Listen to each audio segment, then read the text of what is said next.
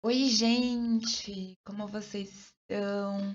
Bem-vindos de volta para a aula de Sociologia 2. Hoje a gente vai falar sobre Brasil. Mais especificamente, a gente vai falar sobre os processos de transformação do trabalho no Brasil. E para isso, a gente também precisa falar um pouquinho sobre como foi o processo de urbanização brasileira e, consequentemente, falar sobre o mundo rural e urbano no nosso país. Vamos lá? E vocês já pararam para pensar sobre os tipos de trabalho que existem e existiram no Brasil? A gente vem falando sobre isso já faz um tempinho, né? Mas como foi esse processo histórico? Que tipos de trabalho já existiram e deixaram de existir hoje? Nesse sentido, a gente pode dizer que o Brasil se constituiu através de 350 anos utilizando mãos de obra de pessoas escravizadas.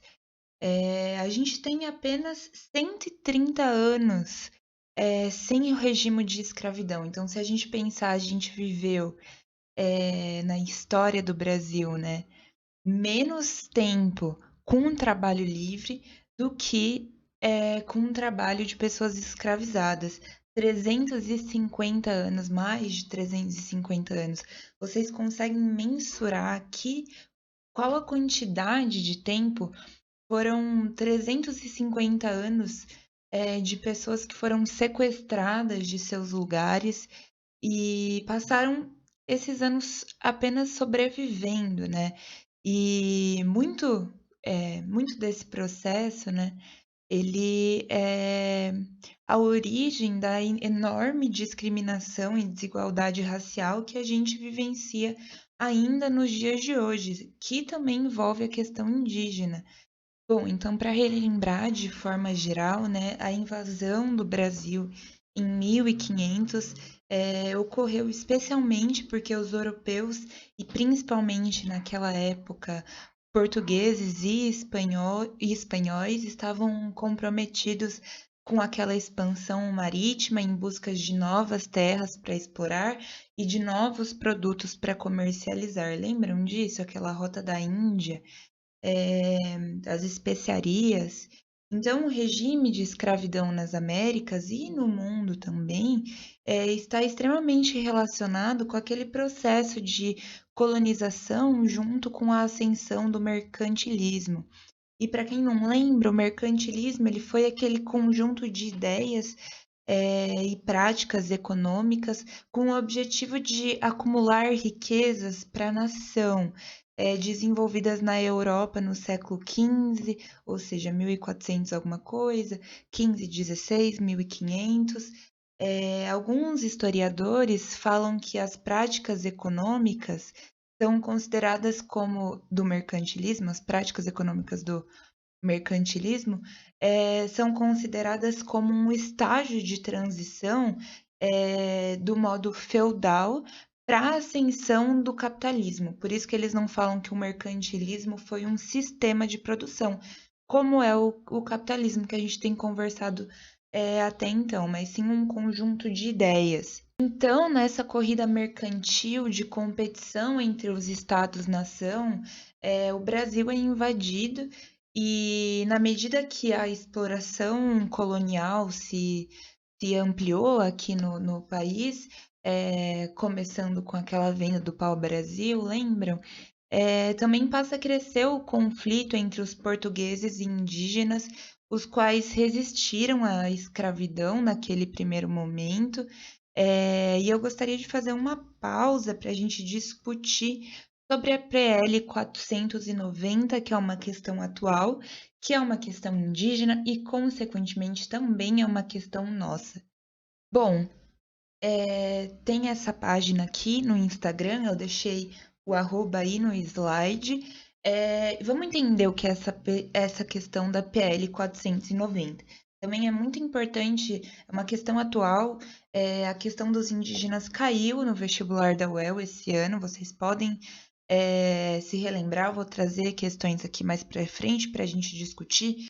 Bom, essa PL é um projeto de um deputado muito apoiada pela bancada ruralista e ela abre brecha para o fim da política de não contato com os indígenas isolados. E não só, a gente vai ver.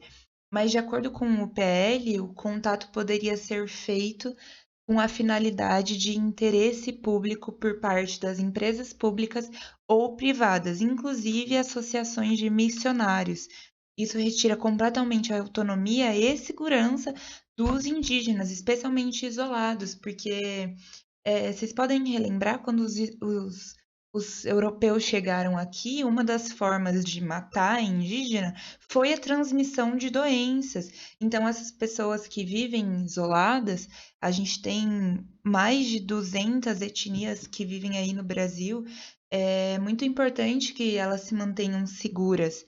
E a PL, além disso, ela viabiliza a legalização automática de garimpos ilegais que já existem nas terras indígenas, e hoje a atividade é um dos principais responsáveis pelos conflitos, pela disseminação de doenças, é isso que a gente está falando, pela destruição de nascentes e rios e a explosão do desmatamento. Ele também permite a implantação de hidrelétricas, mineração, estradas, arrendamentos e grandes empreendimentos agropecuários.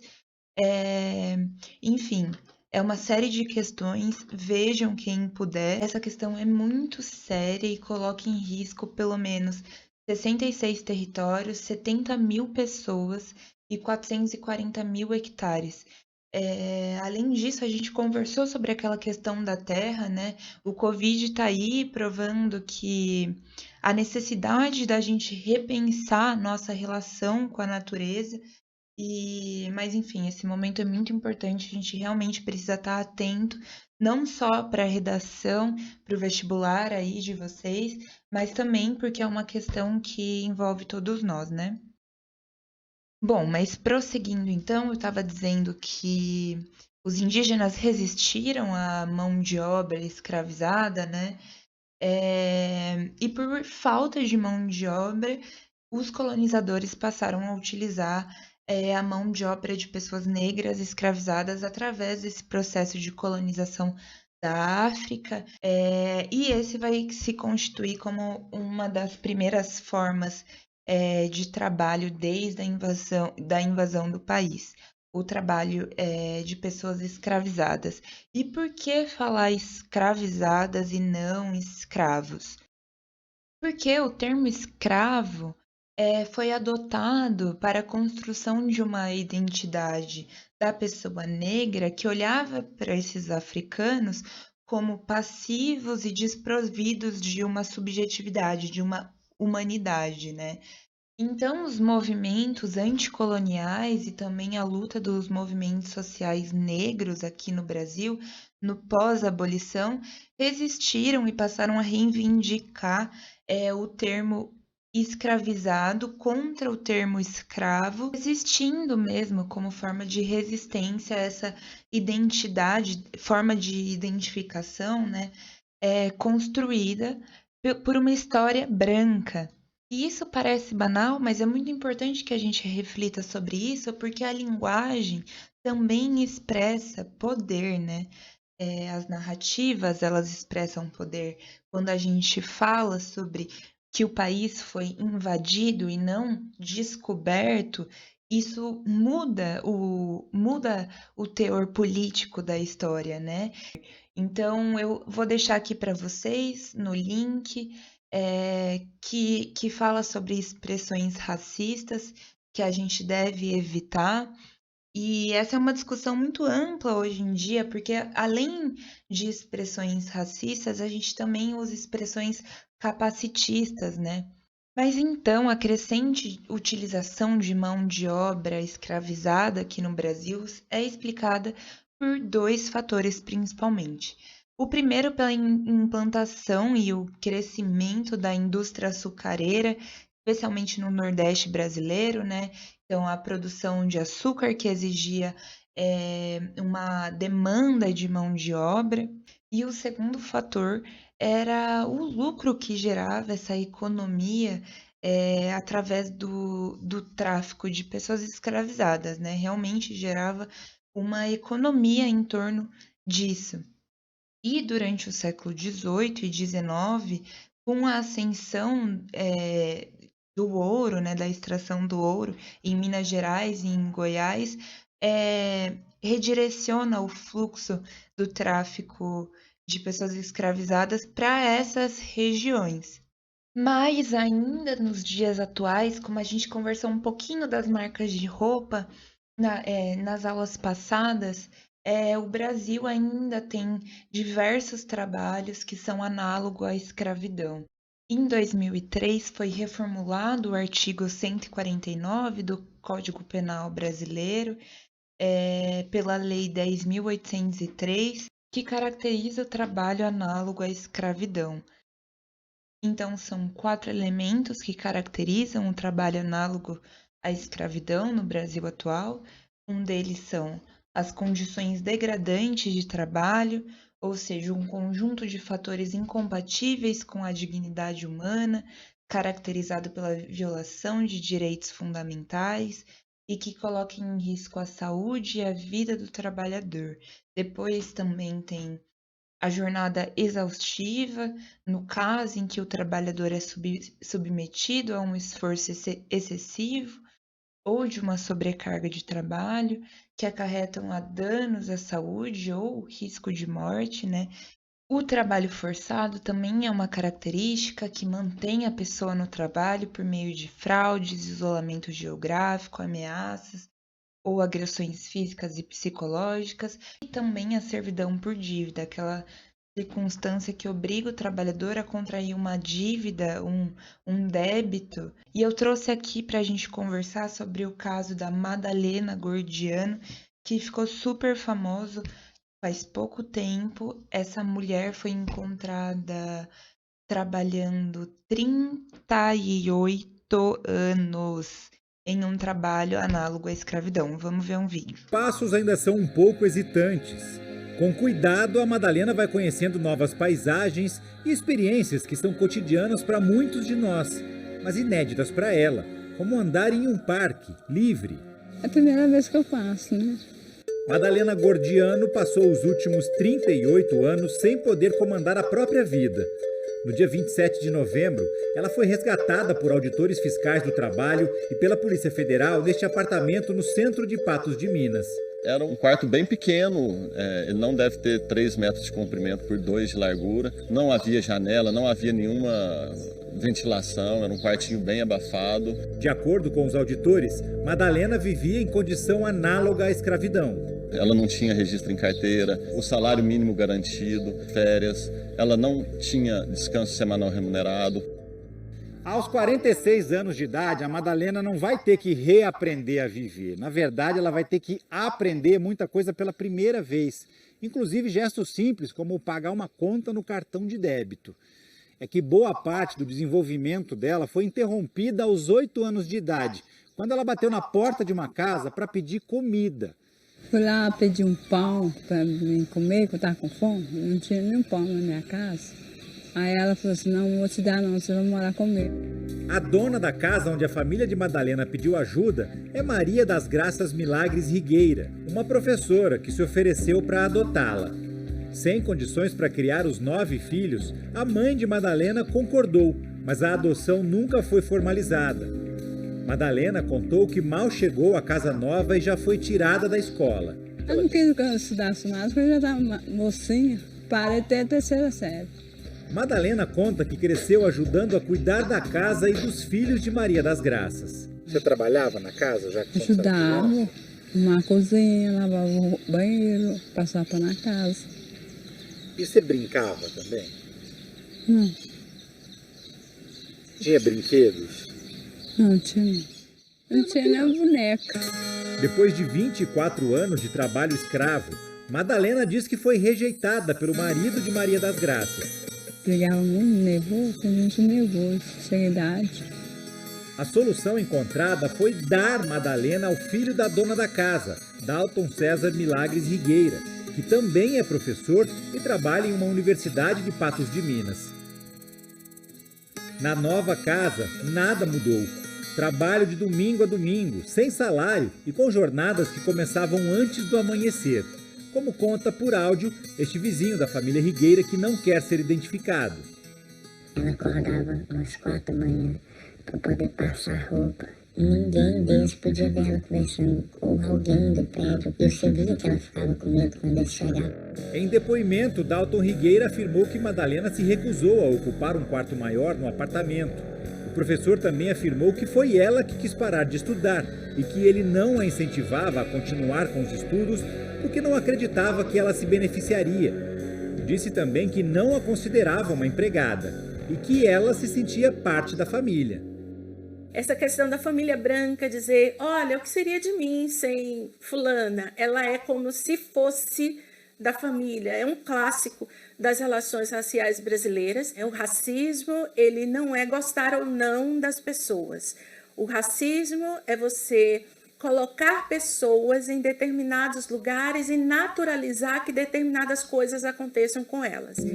Desde 1995, 55 mil pessoas foram resgatadas em situação de escravidão no país, a maioria na zona rural. No ano passado, 14 pessoas foram resgatadas do trabalho escravo doméstico, que é mais difícil de ser identificado. Bom, como eu disse, né, também é muito comum nas grandes e populares lojas de roupa, né, a Riachuelo, a Renner, enfim, comprarem suas mercadorias e utilizarem a mão de obra de pessoas que estão trabalhando em regime análogo à escravidão. Bom, então a gente tem a partir de 1888 a abolição oficial da escravidão, 1889 a proclamação da República, e nesse momento o país, do final do século XIX para o início do século XX, o país era um palco de transformações sociais muito intensas, vão ter diversos conflitos. E também é nesse momento que a gente começa a construir a nossa teoria social brasileira. Tinha a necessidade, diante de tantas transformações, de compreender o Brasil a partir de uma perspectiva social pela primeira vez.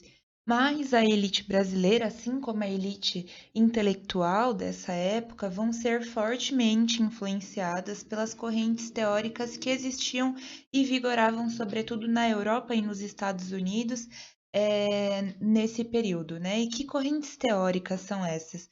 São aquelas que expressavam o racismo científico, em que vão se basear nas ciências biológicas, na biologia, nas ciências naturais.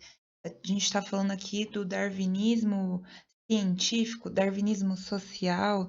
Então, é nesse momento que vão associar a miscigenação no Brasil como uma questão extremamente negativa, que falavam que o negro possuía um tipo social inferior, que era inato à sua condição, à sua raça, o que tornava um empecilho para o processo de desenvolvimento da modernidade do país nessa época.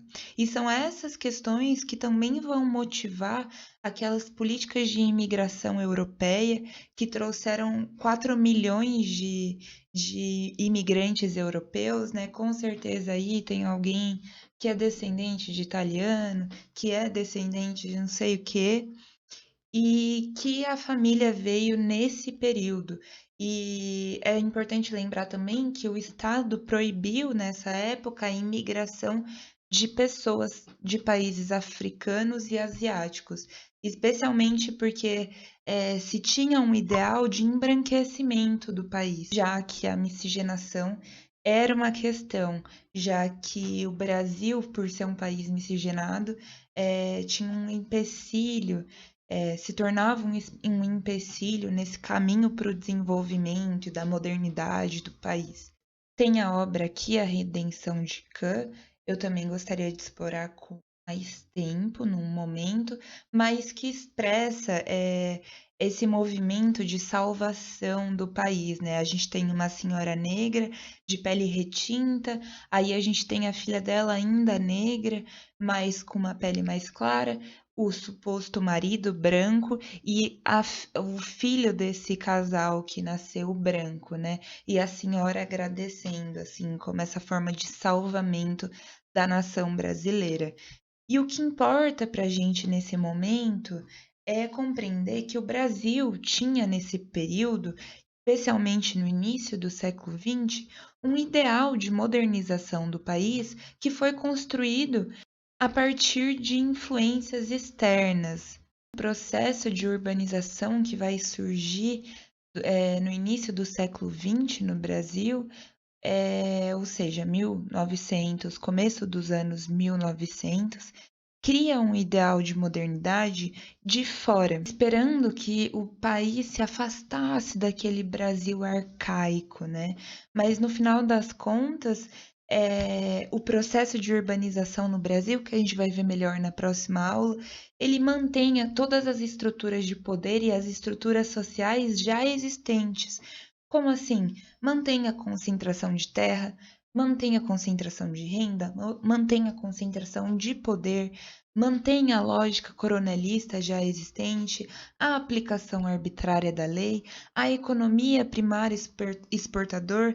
No começo dos anos 1900, a gente vai ter aquele ciclo do café que vai se manter até aí 1930, até começar o processo de industrialização. Mas o que importa é que a gente compreenda que o processo de modernização no Brasil e urbanização, ele é criado a partir de um ideal de fora, mas que mantém todas as estruturas de poder desiguais que já existiam. Nas respostas de vocês no formulário, eu sei que a aula audiovisual fica mais legal e quando eu posso, eu trago os vídeos aqui para vocês, mas também é importante a gente discutir sobre o conteúdo, né? Mas a aula de hoje é mais leve, é cheia de vídeo. A gente vai ver agora o Enredo da Mangueira, de 2019, chamado História para Ninar Gente Grande. Eu quero que vocês prestem atenção na letra dessa música e quero que vocês associem a essa discussão da disputa de narrativas, da importância de qual história que é contada e que é gravada nas escolas, qual a importância realmente dessa disputa de linguagens e como isso está associado a uma ideia de poder. Tem outra coisa. Eu vou deixar um link para vocês hoje sobre aquele processo de uberização e dos entregadores de aplicativo que a gente estava falando. Eu encontrei esse vídeo recentemente, um amigo passou numa aula, eu achei ele incrível, não conhecia, e vai ser de grande importância para vocês verem. Ele é curto, se puderem, não deixem de assistir, tá bom? Um grande beijo, se cuidem e até a próxima. Eu não poderia terminar essa aula sem bater nesse microfone. Até a próxima!